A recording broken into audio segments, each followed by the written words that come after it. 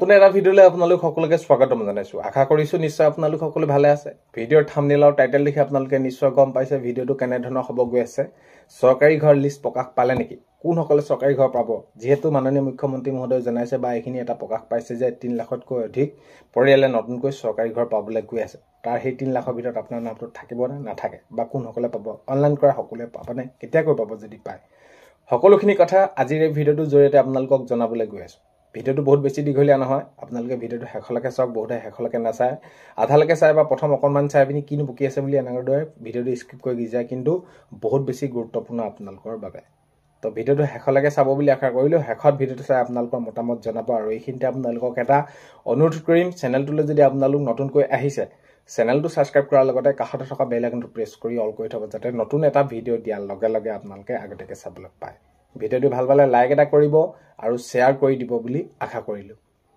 তো হয়, মাননীয় মুখ্যমন্ত্ৰী মহোদয়ে জনাইছে বা এইখিনি চৰকাৰী ঘৰত যিসকলে জিঅ'টেক কৰিলে, এতিয়া ধৰি লওক আপোনালোকে নিজে কৰিলে সেল্ফ জিঅ'টেক বা কোনোবাই আপোনালোকৰ চৰকাৰী যিসকল আছিলে তেনেদৰে দায়িত্ব দিছিলে, আপোনালোকৰ তেনেদৰে জিঅ'টেকবিলাক কৰি গ'ল। তো জিঅ'টেক কৰাৰ পাছতো এতিয়া এনেকুৱা ধৰণৰ হৈছিলে, কাৰোবাৰ ভালকৈ সেইখিনি আধাৰ কাৰ্ডৰ লিংক হৈ নগ'ল, কাৰোবাৰ কিছুমান প্ৰক্ৰিয়া থাকি গ'ল। তাৰপিছত আপোনালোকক সেইখিনি পৰ্যায়ক্ৰমে তেনেদৰে হয়তো আপোনালোকে নিজে কৰিছে, নহ'লে CSC চেণ্টাৰত গৈ আপোনালোকে এইখিনি কাম কৰিছে। তেতিয়া কথাটো হ'ল কি, আপোনালোকৰ এই যি এতিয়া নতুনকৈ চৰকাৰী ঘৰ পাব, এতিয়া কোনসকলে পাব? সকলোৱে পাবনে? এতিয়াতো যিসকলে পাবলগীয়া তেওঁলোকে জিঅ'টেক কৰিছে সকলোৱেতো পাবলগীয়া, কাৰণ কেলৈ যিসকল চৰকাৰী ফালৰ পৰা তেওঁলোকে নিয়োগ কৰিছিলে, যিসকলে তেনেদৰে চোৱা চিতা কৰিব পাৰে, তো সেইখিনিতো যিসকল পকা ঘৰ আছে তেওঁলোকৰ ঘৰটো মাৰি নিয়াহি নাই ফটো। এতিয়া কথাটো হ'ল কি, 3 লাখতকৈতো অধিক পৰিয়ালে তেনেদৰে কি কৰিছে, এইখিনি জিঅ'টেক কৰি পঠাইছে, সেল্ফ জিঅ'টেক হওক বা সেইখিনি আপোনালোকে চৰকাৰীভাৱে নিয়োগ কৰা সেইখিনি। তেতিয়া কথাটো হ'ল কি, প্ৰথম পৰ্যায়ত আপোনালোকে এতিয়া অসম চৰকাৰে যেনেদৰে এতিয়া আগৰ যিবিলাক চৰকাৰী ঘৰ আছিলে সেইখিনি সুচাৰুৰূপে পৰিচালনা কৰাত, অৰ্থাৎ সেইখিনি আকৌ নতুনকৈ অনুমোদন পাইছে। আগৰ কামখিনি পৰ্যায়ক্ৰমে সুচাৰুৰূপে কৰি যোৱাৰ ফলত আকৌ নতুনকৈ সেইখিনি অনুমোদন পাইছে।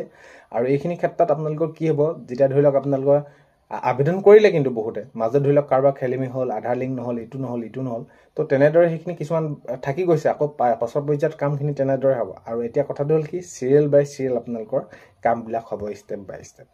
তো একেলগে এতিয়া ধৰি লওক 6-7 লাখ মানুহে পাবলগীয়া হৈছে, একেলগেতো দিব নোৱাৰে। তো পৰ্যায়ক্ৰমে সেইখিনি অনুমোদন পাই থাকিব ঘৰ। তো প্ৰথম পৰ্যায়ক্ৰমে সেইখিনি পাব লগা, যিসকলে তেওঁলোকে আবেদন কৰিছিলে সকলোৱে পাব লগা, তাৰ ভিতৰত সেই 3 লাখে পাব।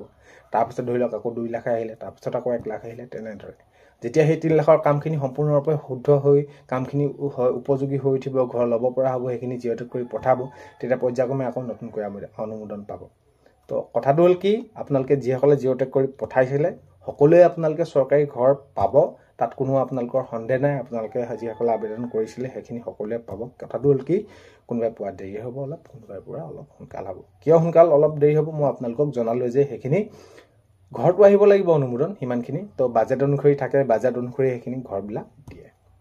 চ' সেইখিনি আপোনালোকক জনালোঁ চৰকাৰী ঘৰ পোৱাৰ ক্ষেত্ৰত। এতিয়া কথাটো হ'ল কি, চৰকাৰী ঘৰটো পাবলৈ হ'লে এতিয়া বহুতো এতিয়া ৰেচন কাৰ্ডৰ ক্ষেত্ৰত এতিয়া মাননীয় মুখ্যমন্ত্ৰী মহোদয়, মুখ্যমন্ত্ৰী মহিলা উদ্যমিতা আঁচনি হওক, অৰুণোদয় সেইখিনি বিতৰণ কৰি আছে। এতিয়া এইখিনি ক্ষেত্ৰত এতিয়া এইটো জনাইছে যে কোনসকলৰ ৰেচন কাৰ্ড নাই। এতিয়া ৰেচন কাৰ্ডখন থাকিলে আপোনালোকৰ সুবিধা হয়, অৰুণোদয় আঁচনি, আয়ুষ্মান, আপোনালোকে চৰকাৰী ঘৰৰ বাবে বিভিন্ন ক্ষেত্ৰত আজিকালি আটাইতকৈ গুৰুত্বপূৰ্ণ নথিপত্ৰ চৰকাৰী এই যি ৰেচন কাৰ্ডখন সেইখন। চ' যদি আপোনালোকৰ নাই তেনেহ'লে অতি সোনকালে সেইখিনি আবেদন কৰি ল'ব। মাননীয় মুখ্যমন্ত্ৰী মহোদয়ে সেইখিনি আবেদন কৰাক লৈ সেইখিনি জনাইছে। তেতিয়া আবেদন কৰাৰ পাছত আপোনালোকে যদি চৰকাৰী ঘৰত এতিয়া জিঅ'টেক নকৰিলে বা আপোনালোকৰ অলপমান কিবা খেলিমেলি হৈ থাকিলে, তেতিয়া আপোনালোকে আগন্তুক সময়তো সেইখিনি কামখিনি আপোনালোকে কৰি ল'ব পাৰিব, অৰ্থাৎ সুবিধাসমূহ হ'ব। আৰু এতিয়া ৰেচন কাৰ্ডৰ লগতে চাউলৰ লগতে এতিয়া বিনামূলীয়াকৈ চেনি, দাইল, নিমখ আৰু তাৰ লগতে আপোনালোকে আকৌ মিঠাতেল দিয়াও সেইখিনি কিবা কিবি ওলাই আছে কথা, তো তেনেকুৱা ধৰণৰ। এতিয়া চৰকাৰী ঘৰৰ ক্ষেত্ৰত যদি নতুন আপডেট আহে নিশ্চয় আপোনালোকক ভিডিঅ'ৰ জৰিয়তে জনাবলৈ চেষ্টা কৰিম। আজিৰ এই ভিডিঅ'টোত এইখিনি আছিলে, আপোনালোকক জনালোঁ। লিষ্ট প্ৰকাশ পালে বা আপোনালোকে কেনেদৰে চাব বা পিছৰ পৰ্যায়সমূহ কেনেকুৱা ধৰণৰ কি হ'ব, কেতিয়ালৈ দিব, সেইসমূহ আহি থাকিলে খবৰ আপোনালোকক নিশ্চয় ভিডিঅ'ৰ জৰিয়তে জনাবলৈ চেষ্টা কৰিম। তো আজিৰ এই ভিডিঅ'টো শেষলৈকে চোৱাৰ বাবে আকৌ এবাৰ বহুত বেছি ধন্যবাদ। ভিডিঅ'ৰ আপোনালোকক প্ৰথমতে কোৱাৰ দৰে চেনেলটোলৈ যদি আপোনালোক নতুনকৈ আহিছে, চেনেলটো ছাবস্ক্ৰাইব কৰাৰ লগতে কাষতে থকা বেল আইকনটো প্ৰেছ কৰি অল কৰি থ'ব, যাতে নতুন এটা ভিডিঅ' দিয়াৰ লগে লগে আপোনালোকে আগতীয়াকৈ চাবলৈ পায়। অন্য এটা ভিডিঅ'ৰ সৈতে লগ পোৱাৰ আশাৰে আজিলৈ ইমানেই।